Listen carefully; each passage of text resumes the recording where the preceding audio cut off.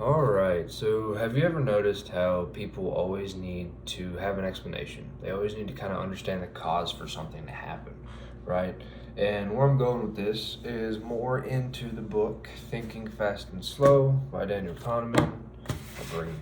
Use the cover up for you guys, just so you guys can see that.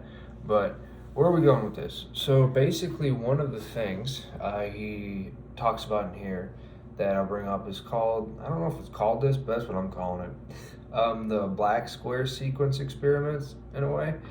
Basically, they showed like a black square, white background, another black square, white background, and had one kind of move over, and then just when they happened to be next to each other, they just started moving the other one. And pretty much everyone, I don't remember if they gave percentages or not in here, but basically said that the second one was launched from the first, kind of implying, hey, this hits it, cause, then it moves, right? Anyways, so basically just talking about like, hey, people crave causation for things. And we found from the book or whatever, this goes even as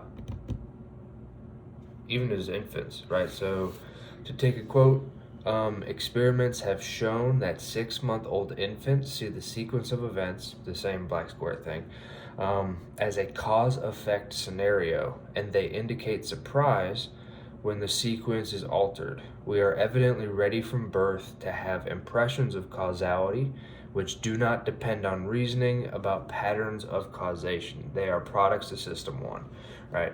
So basically, it's part of your subconscious, right? I haven't talked about this in this video, but he calls the like subconscious and conscious parts of our brain system 1 and 2 respectively, right? And so this whole causation is a subconscious kind of thing that goes on, right?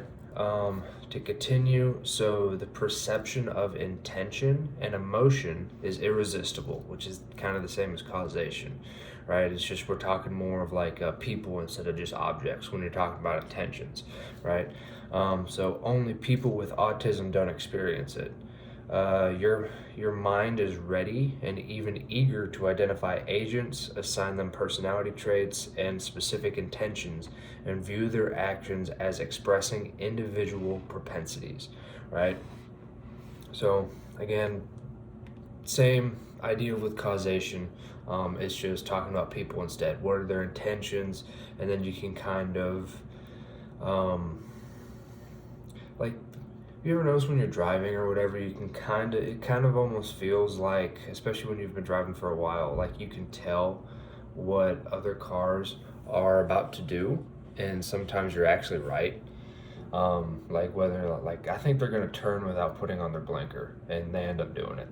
Things like that, or someone's about to cut you off, and you notice, right? That happens a lot too. But to continue, bringing up a psychologist named Paul Bloom.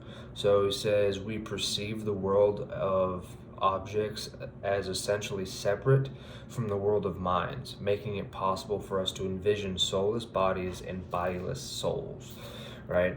So this is parlaying. There's a reason we talked about causation first, and I don't bring that up as some alternate point or whatever. So basically what he's talking about is like the two modes of causation, right? So because we think this way, it makes it natural for us to accept the two central beliefs of like many religions, for example. You know, it's like the soulless bodies and bodiless souls, right? There's kind of the two points he's making, right? So it makes it easy for what those two kind of central beliefs are for religion, right? And so he calls it immaterial divinity. God himself says is the ultimate cause of the physical world, and immortal souls temporarily control our bodies while we live and leave them behind as we die, right? I'm not going to go too much into depth on all of this, just because I'm trying to keep the videos shorter and not rambling on as much, just because they're easier to watch and just time in general. But if you guys have any like want more in depth on that, or maybe like think on it a bit and make a separate video for it, just let me know in the comments and I'll think about that, or put your own perspective on that as well, would be appreciated. But to continue, so in Bloom's view, the two concepts of causality were shaped separately by evolutionary forces, building the origins of religion into the structure of System 1, right? Again, kind of having to like subconsciously, in a way, it's literally in our DNA to believe in something, some form of religion. And I say that not necessarily meaning it has to be religion, but like typically people, they need some form of like hierarchy of beliefs in a way, right? Doesn't necessarily have to be religious. It can be whatever you value, right? So like with atheists, it could be something else. Some people use it with politics. I'm just giving examples, right? There's some form of like hierarchy of a belief system, right? That basically people build their morals or values upon, right? It's basically all it's saying. And people are more or less hardwired to have this structure in a way. Again, not necessarily having to be religion, but that's been the I wouldn't say, I don't like the word easiest for it, but that's just, I guess, just the most common medium for people to have this, especially in the past. But yeah, so to continue again, so sometimes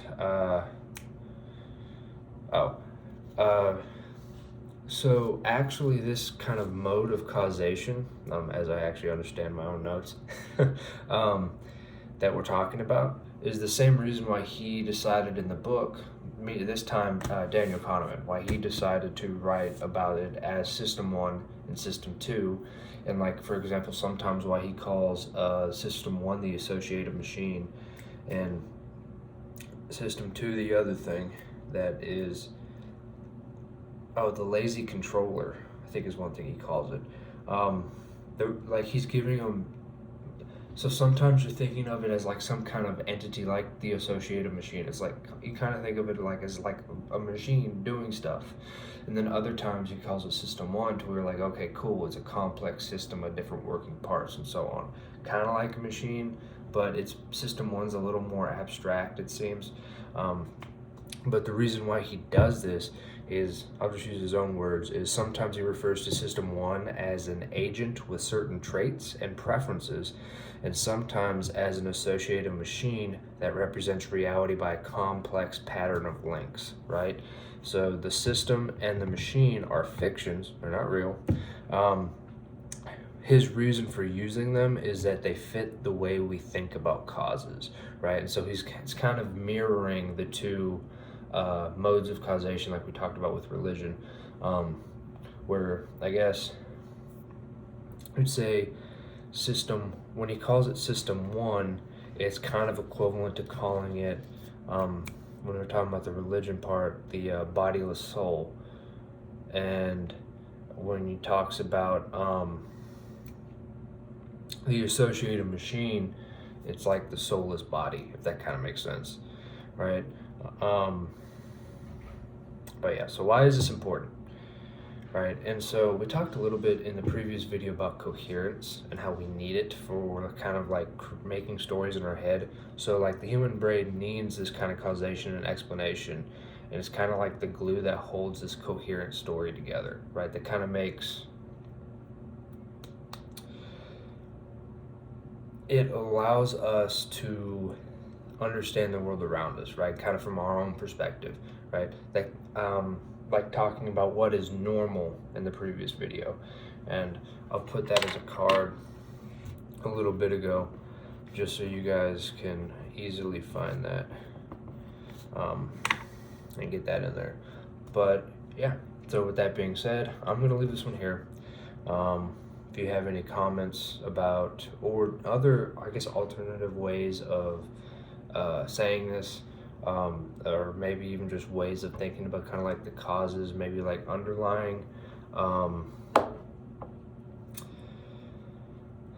why humans seem to be predisposed to have this kind of hierarchy of beliefs, for example, with religion, like we talked about. I'd be interested in hearing it. So it's kind of just interesting to think about and talk about, and hearing alternate perspectives is kind of the whole point of making videos for it, to be honest. Don't just want like a sounding board. It's helpful when other things come back. But anyways, I'm gonna leave this one here. So I'll put a card for the playlist for all the videos for Thinking Fast and Slow, as we're thinking through and actually learning and retaining the information from this book. And I'll put that card in there so you guys can find the normal video easier. But that being said, I'm going to leave this one here, and I hope to see you guys in one of those.